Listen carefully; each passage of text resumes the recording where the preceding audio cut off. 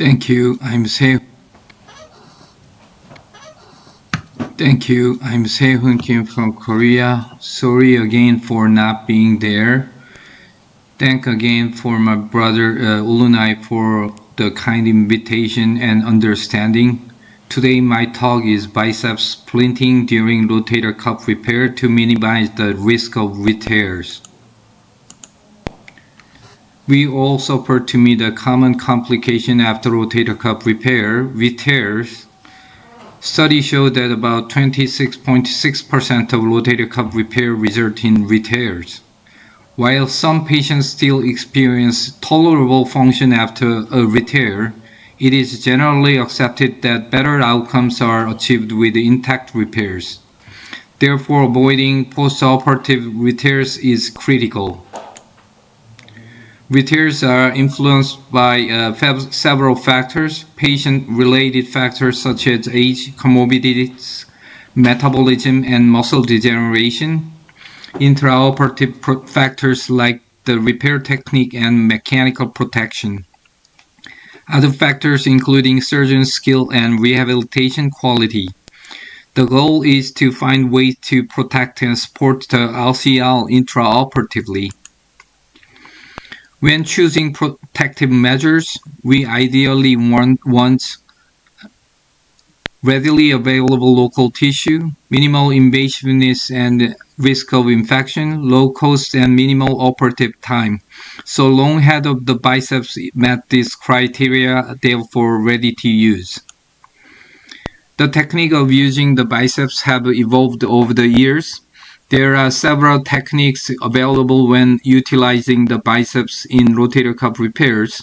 Proximal tenotomy for biceps augmentation, distal tenotomy for biceps superior capsular reconstruction, maintaining continuity for biceps rerouting, reshaping the biceps for patch grafting. These techniques are effective for addressing various complications during rotator cuff repair. In a broad sense, all procedures involving the biceps to strengthen the repair can be referred to as a biceps augmentation. However, in the literature, biceps augmentation specifically refers to biceps interposition following proximal tenotomy. Most importantly, the biceps does not span the glenohumeral joint. In biceps SCL and rerouting, the biceps spans along the glenohumeral joint, preserving its proximal origin with the additional humeral fixation. However, in a narrower sense, biceps SCL involves distal tenotomy, while biceps rerouting preserves the continuity of biceps throughout. Biceps augmentation aims to reduce repair tension in massive tears by interposing the biceps tendon. However, this technique is now largely obsolete due to concern over proper tendon integration and obstructing cuff healing. Biceps superior capsular reconstruction involves distal tenotomy and possibly tenodesis, keeping the proximal origin intact. The biceps stump is attached to humerus, and even multiple strands can be used for fixation. The outcomes of these techniques are comparable to traditional SCL technique. Now, biceps rerouting. This technique reroutes biceps to provide better support to the humeral head during cuff repair. It involves removing the biceps groove and creating a new path for the biceps. According to Y.S. Kim, while it adds operative time, the technique offers optimal protection when the biceps is healthy.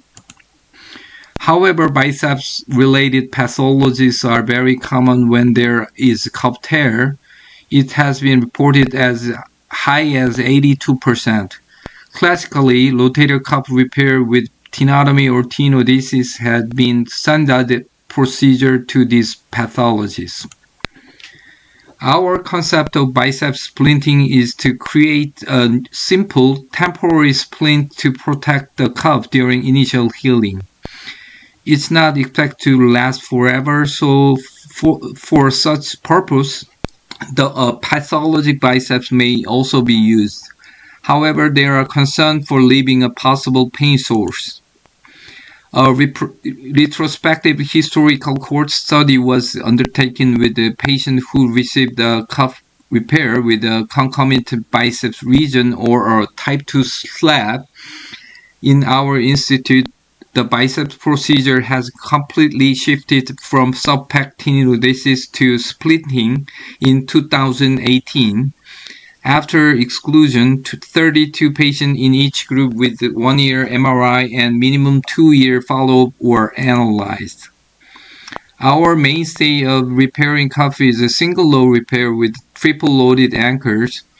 An Ulunay subpec tenodesis was done using an all-suture anchor in biceps splinting group. After just releasing the posterior pulley, single wraparound suture around the biceps, forming a L-shaped route. After other strands incorporate into cuff repair, it adds less than 2 minutes in OR time. Here is an illustration of biceps splinting. The partial biceps tear is seen, and an anchor is inserted at the articular margin according to the tear configuration. That is, when the tear shape is L-shape, fixation point is lateral anterior, or in reverse L-shape, it is lateral posterior to reinforce the repair. A simple single wraparound suture was placed and tied, and the repair is completed over the biceps. 1-year MRI showed a well-healed cuff. A ruptured biceps origin is noted, but the biceps is adhesed within the groove with no Popeye deformity. So here you can see the L-shaped tear.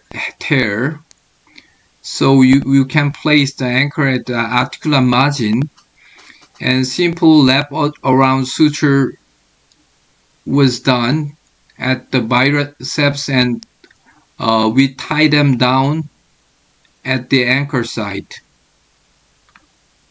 So after that, the complete rotator cuff was done.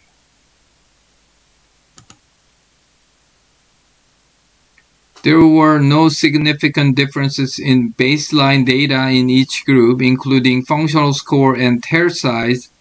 Biceps-related pathologies were also similar.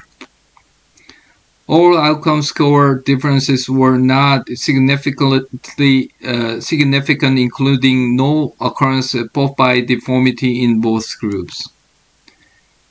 In post-op MRI evaluation, there was significant difference in retear rate, 34.4% in subpec tenodesis group and 12.5% in biceps splinting group. In subgroup analysis, protective effect of the biceps is more evident in medium-sized cuff tears. In biceps splinting group, biceps was preserved in 24 cases. In this situation, retear was not occurred. However, in biceps torn cases, half of them showed retear of the cuff repair, which means biceps could work as protector of cuff repair in early postoperative period as a splint. Here is another case illustrating the protective effect. A large size tear was repaired with splinting. Immediate post-op MRI showed good tendon coverage. The patient was extremely non-compliant and removed the shoulder brace upon discharge and used the shoulder as usual. Here we can see the while splinted bicep has been torn, the repaired cuff was intact. There are options for biceps procedure when we met biceps pathologists during rotator cuff repair. Just remove pain source or augment the repair. Biceps splinting, even with the pathologic biceps, definitely lowers the retear rate, and it is extremely simple procedure. Testicular and feel free to email me anytime for the procedure and have questions. Sorry again, and have a wonderful time